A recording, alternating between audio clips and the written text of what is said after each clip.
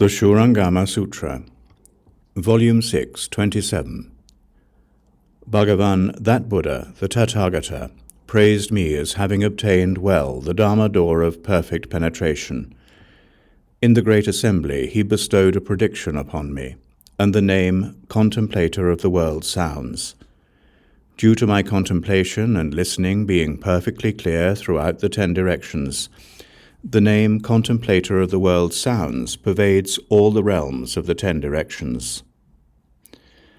Then the Bhagavan, upon his lion's throne, emitted simultaneously from his 5 extremities a radiant light which shone far throughout the 10 directions to anoint the crowns of as many Tathagatas and Dharma Prince Bodhisattvas as there are motes of dust.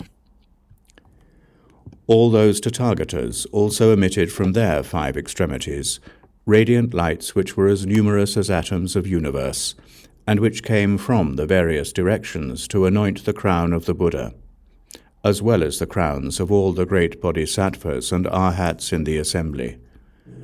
Groves, trees, pools, and ponds all proclaimed the sound of Dharma. The lights blended and crisscrossed like a jeweled silken net. Everyone in the great assembly experienced this unprecedented event and attained the Vajra Samadhi.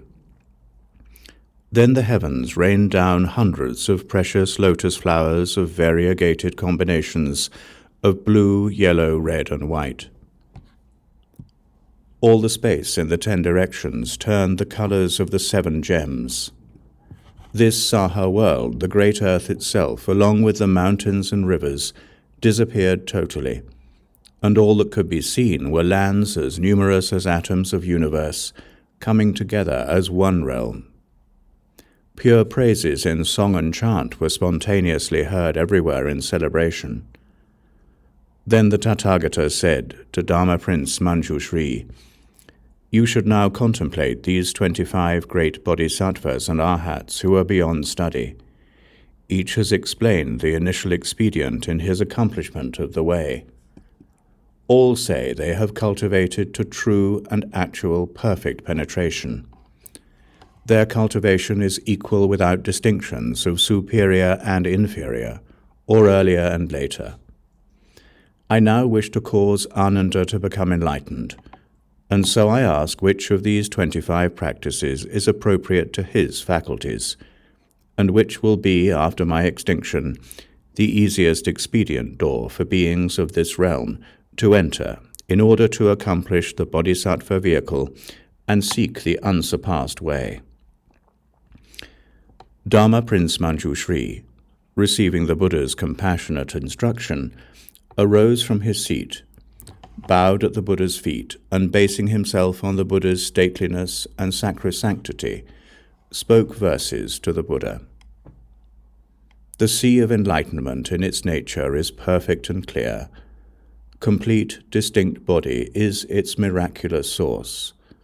But when basic brightness shone so that objects appeared, with objects' existence the nature's brilliance faded. Confusion about falseness brings about emptiness. Relying on emptiness, worlds coming into being.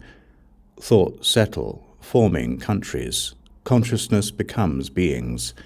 The emptiness created within great enlightenment is like a single bubble in all the sea.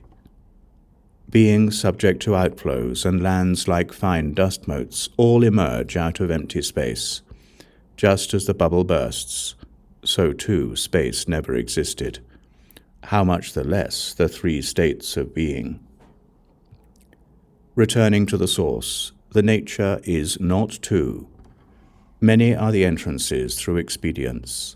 The sagely nature permeates them all. Whether compliant or adverse, all situations are expedient.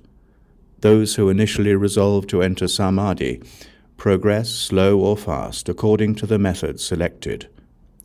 Forms are defiled objects created from thought. They cannot be discerned by the essence of mind. How can something not clearly discernible be used to gain perfect penetration? In sounds, language is intermingled. But the meaning in a word, a name, a phrase, in such that no single one can include them all, How can that be used to reach perfect penetration? Awareness of smells comes through contact with them. Apart from them, one does not know that they exist. Since sensation of them is not constant, how can that be used to reach perfect penetration? Flavors are not to us fundamental by nature. They only exist when there is something to taste. Since this sensation is not perpetual, how can that be used to reach perfect penetration? Touch becomes clear only when something is touched. Without an object, there can be no contact.